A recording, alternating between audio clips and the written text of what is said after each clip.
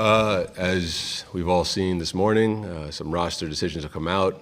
We have declined the options of Diego Fagundes, Miguel Berry, and Eric Zavaleta. We have exercised the options of Tucker Lepley, Isaiah Parente, Mauricio Cuevas, John Nelson, and I know I'm forgetting one more. Jamie, help me out. Gino Vive, who was on loan this year with our second team off roster. We are still in conversations with some players who have had their options declined, but as we know, this is a mechanism of the league this time of year.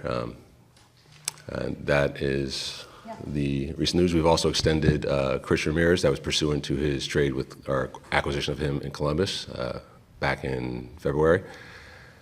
And Brady Scott, who's our keeper this year with Ventura County, has extended his contract with us both through 2026. Great. Thank you, Will. We're going to start here with Damien. We'll make our way down. One of the roster moves was with Botafogo, with Nascimento. What are those conversations like? Do you expect your talks to extend the loan, bring him here permanently, or what's that process like? Yeah, we're looking to find a way to extend with Nasi, ideally extend his loan with us, and just working through that with Botafogo and Nasi and his agents. So yeah, hopeful that we can find a way forward with Nasi as well. Well, you declined the contract option on Diego Fagundes. It says that you guys remain in talks with him. Are those hopeful talks? Have any actual conversations taken place yet? Would you like to have him back? Diego's been incredible. First and foremost in the locker room, away from the field as a person. I think we got him from Austin the week after his most recent child was born, and his head was a whirlwind when he showed up. And I think what we've seen since then, when you think about that time, who he was when he showed up, and what we've seen to now, it's no wonder why he's at 79 goals and 79 assists and will eclipse 80-80, probably 90-90. He's an incredible person, incredible pro, loves the game, and so we're really thankful he came here. I went to school in Western Massachusetts for college, and I have some real sicko Revs friends, and I remember them talking about Diego, when he first showed up as a 15-year-old. So it's been a pleasure to work with him. But he's a free agent, right? And he's earned the right to test the market. And I want to make sure that what Diego gets is what he wants and what's best for him. But we'd certainly love to have him back, but understand that that's how this business works. I will. In speaking to Greg Vanny last week, he kind of hinted that a permanent number 9, someone that can score around 20 goals per season, would be a priority for him. I'm just wondering where your head is at with regard to Nasi. Are you prioritizing maybe making him that player, or are you looking actively at other players as well in that position? I think we want to explore, at all times having a lot of versatile attackers in our front group. So I don't think that extending with Nasi means that you don't pursue any other options, right? I don't think pursuing other options means you don't extend with one of our current players. So I think we're open to everything, goals are very important. I think the math will tell you it's about 1 goal per point in the standings. So they need to come from somewhere, and if we can add more goals, we'll certainly like to do that. Hey, Will, I want to go back to Josh's question. That is, have talks with Diego begun? And if so, is there a feeling that we can get this done, or are we too early for that? And I'm also wondering if there are any plans to have any further talks with Barry or Zavaleta. So I'll take the first piece. The free agency window doesn't open until December 10th. We can, but he can't test the market until then, right? So like I said, Diego's going to test the market, and I think we are going to see what the market brings for Eric Zavaleta and Miguel Berry as well. Yeah.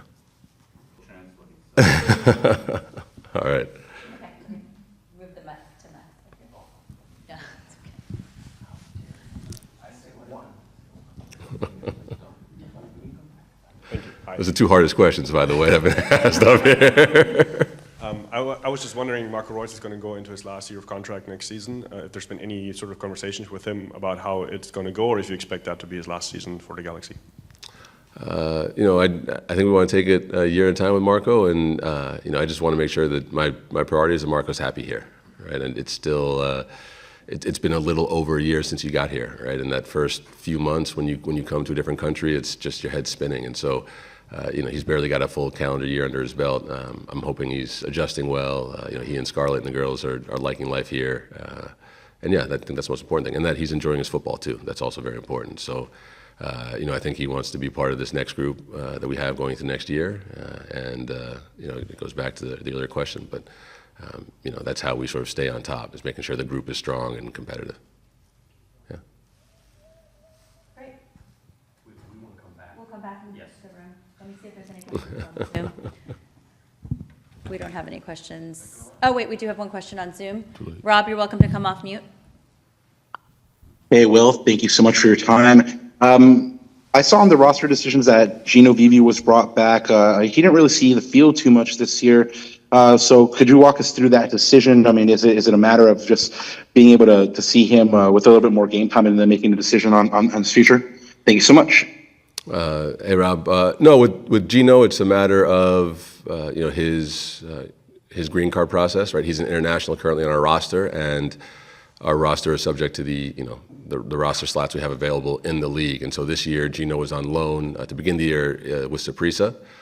So actually, when we were in Costa Rica, we were in San Jose earlier this season for the game against Herediano. Gino came by the hotel and said hi to everybody, but he didn't get back from Saprissa until the midsummer, and then he trained a little bit here on the side while he was sort of figuring out his next move. But we love Gino and what he brings. He's a great teammate. And we're looking forward to continuing to work with him. One more on the Zoom. We'll go to Monica. Sorry, Damien. Okay, we're back to Damien. Now we're back. Yeah. Turn the mic off. Hello? No, you're good. Well, sorry, I'm Jamie. I'm going to sneak in two here.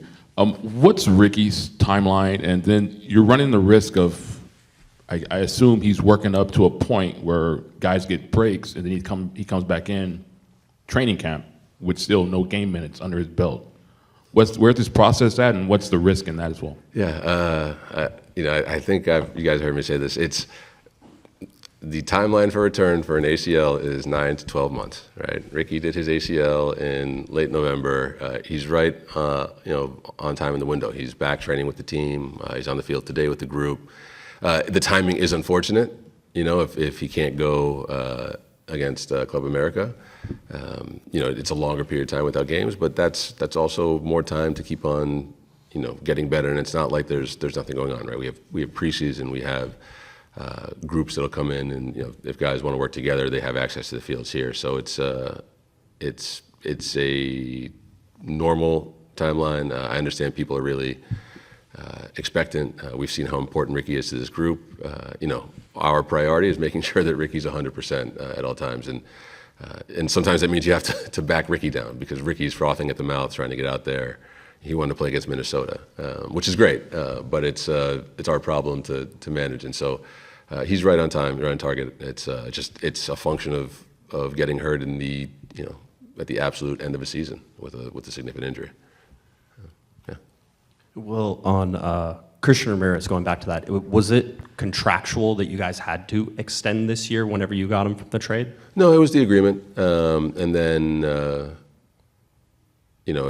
timing of it. It was done before today, right? It was submitted, but yeah, that was just part of the agreement. Bring Christian here. It was 2 years. And then just to follow with that is with Christian, playing just 900 minutes this year and really in the second half of the season didn't seem to have a big impact. Do you expect that he will be on the team next year? I know he's on the roster, but it seems like he didn't get a lot of minutes in the build-up, and Greg mentioned that he wanted somebody more mobile. Yeah, look, he's under contract. That's what I say. He's under contract. We expect him to be here. Yeah. Thank you, Will, so much for your time. I'm going to wrap us for time at this time because Marco is ready.